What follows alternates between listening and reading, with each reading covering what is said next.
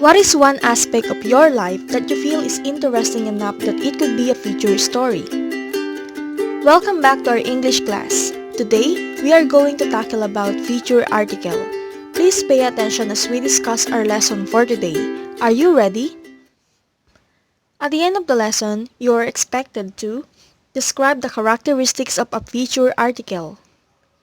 Differentiate between feature article and news story. Identify the different types of a feature article. And lastly, apply the steps in writing a feature article with a given topic. So what is a feature article? Feature article is also known as soft news. It is a main news-related article in a magazine that highlights a particular person, place, or event in great detail. Feature articles are more subjective and emotive. Feature article is written in narrative form, which makes the readers entertained. However, they are not the same as news reports. News reports are more factual and informative. So the following are the characteristics of a feature article. A feature article should explore a topic or issue of current importance, follow narratorial conventions, written in short paragraphs, combine facts and opinions, provide a perspective or angle about the topic or issue, and include catchy features. A feature story is not about the news. It's about your interests. They can be about almost anything. For instance, about your favorite basketball player, your pet, a vacation you took overseas, or even your first love. However, it's important to note that feature stories aren't all just soft news. In fact, features can be hard-hitting or written to raise awareness about a cause or an issue. So now, let's proceed to the different types of feature article. So the first one is personality sketch. It is a biography of a person's life that relates to a current newsworthy event. Profiles aim to reveal feelings and attitudes, to capture habits and mannerisms, and to entertain and inform. The hook, as we call as the news focus, must be evident throughout the story. For example, a profile of Dua Lipa might be interesting, but it is most likely to be published about the time she has a new upcoming album release or she wins a Grammy Award. This fulfills your reader's desire to know why they are reading about someone at a given time. Remember that when you are writing profiles, examine the character and document his or her struggles, dreams, and insightful accomplishments. It is important to show a complete picture of who is being profiled. Bring the article home in a way that makes your readers feel that the story is complete.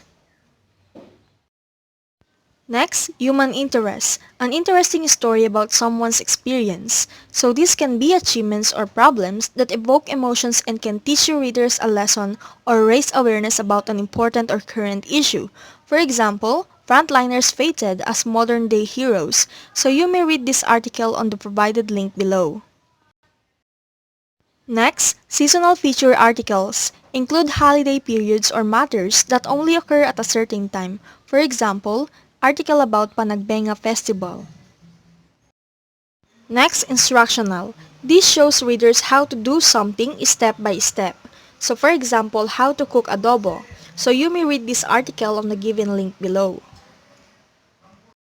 Lastly, personal. A truthful account of your experiences, thoughts, feelings, or reflections on a particular matter. Consider the following steps in writing a feature article. In pre-writing, the first thing you need to do is to gather the facts. Like a news story, a feature story has 5 WH questions, all answered. Next, look for the human side of the story. Look for the new, odd, and the interesting.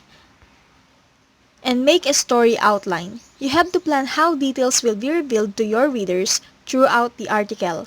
Unlike a news story where all the important details are given in the lead, a feature story presents details in a dramatic manner, leaving the reader with an informative yet entertaining piece. In the writing stage, introduction should hook the reader.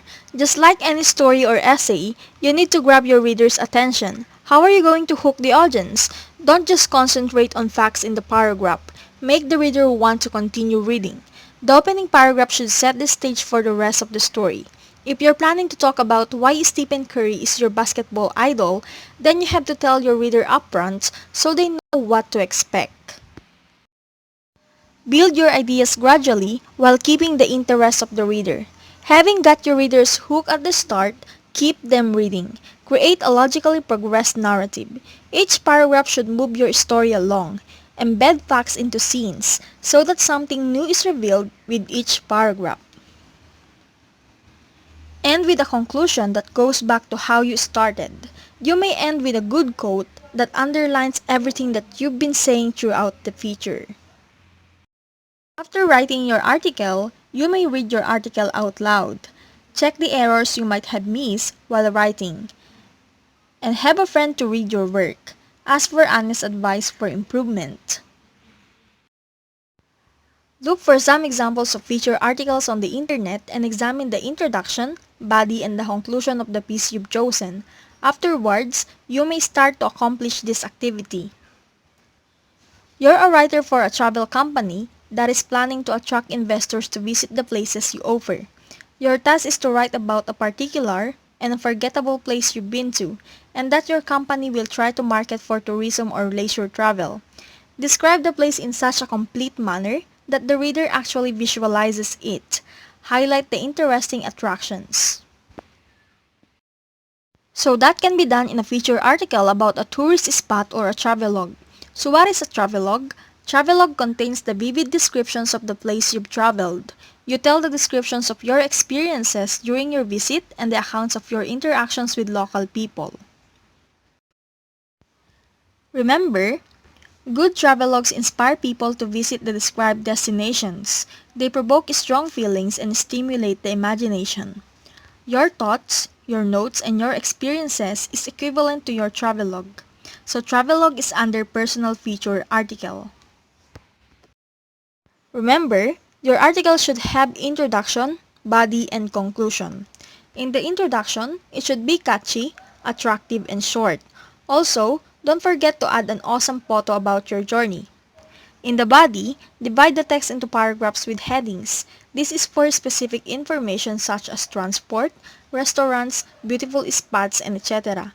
As always, this is the heart of your writing. Try to alternate useful facts with poetic descriptions of beautiful landscapes. In such manner, your readers will get necessary information and won't get bored at the same time. Provide your readers with a list of all interesting places they should visit. And lastly, conclusion. Add a motivational phrase at the end to encourage your audience to visit the destination. Don't be afraid to express your personal opinion. Maybe you'll influence someone's decision about his or her next vacation. So that ends our lesson for today. Also, I congratulate you for your efforts this academic year. Thank you, grade 8 students. Stay safe and healthy.